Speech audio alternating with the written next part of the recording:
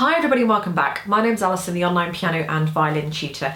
Now last Christmas I wrote a violin book for all you violinists out there, and I know some of you piano guys felt a little bit left out, so this year I thought I would write a piano Christmas book. Now this book contains 12 traditional Christmas songs that you can learn quickly and easily over the festive period. The link from where you can buy this book is coming up just above my head here, or I'll put all the links in the description bar directly underneath, so that'll take you to the website where you can safely buy this book. This book is a 100% downloadable book, which means there's nothing physical to send. It is 100% downloadable, which means you can buy it anywhere in the world and you can have it instant access on your tablet, computer, smartphone device or whatever, or you can print it out instantly. This is just a copy that I've printed out on my printer at home. QR codes have been added to this book, and in fact they've been added to all of my books, and they're just a quick and easy way of accessing the videos that go with any part of this book. If you want to know more about QR codes, what they are, etc., then I'll put a link directly underneath this video, or there is more information in this book and there's a link in this book as well. So I hope you enjoy this Christmas book, and let's get going with the piece.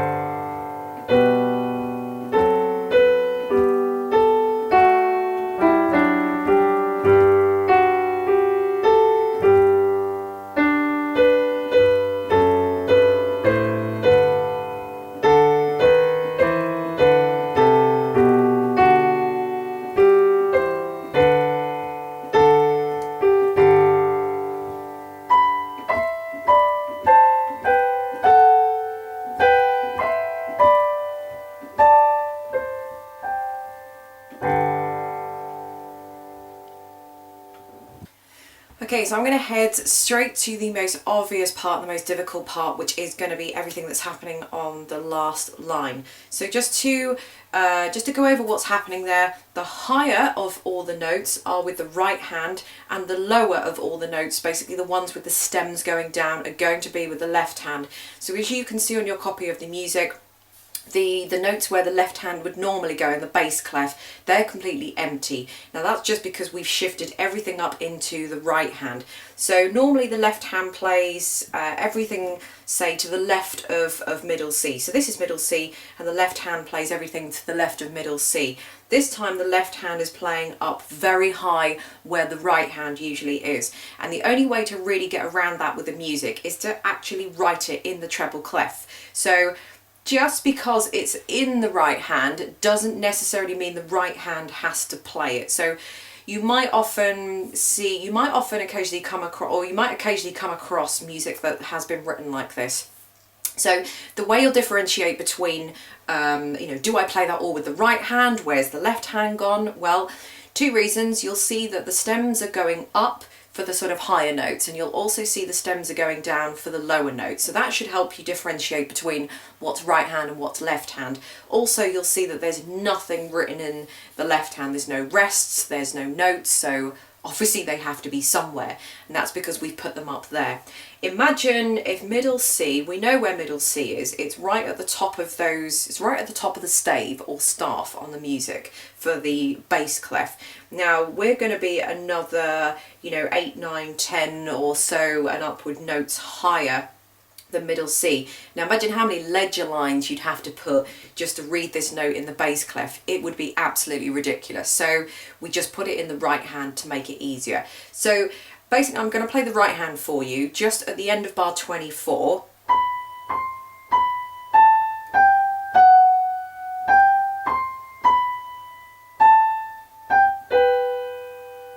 That's pretty much it. And the left hand starts with an E on bar 25.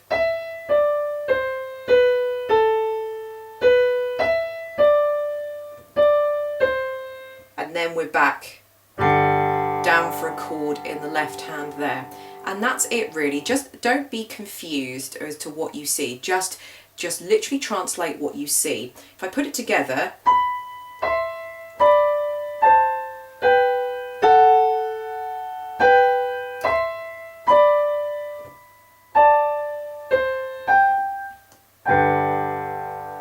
so I know you've got a bit of a jump from that last C you have in the left hand to the G, D and G that you've got down here, but you can always put a little writ in. In other words, you can put, you can slow it down at the end. So you can do,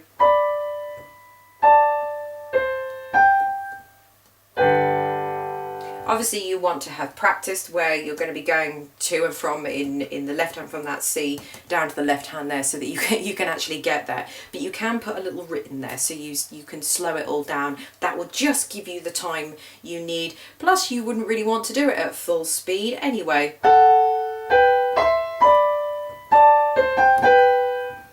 Plus you wouldn't really want to do it at full speed anyway. You know, you're never going to get down there, and even for me it's going to be tricky to get down there. So if you just slow it down, you'll give yourself the time that you need to get down to that chord at the bottom there.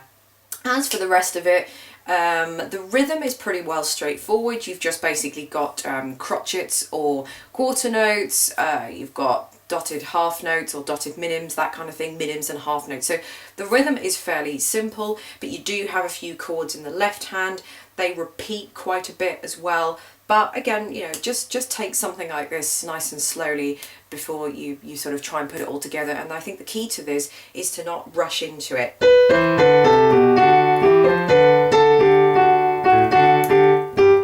know, then you end up trying to find all the chords, and it's just not going to happen that quickly. So the key to this is just to slow this down and just concentrate on the left hand, and even do the left hand separately on its own.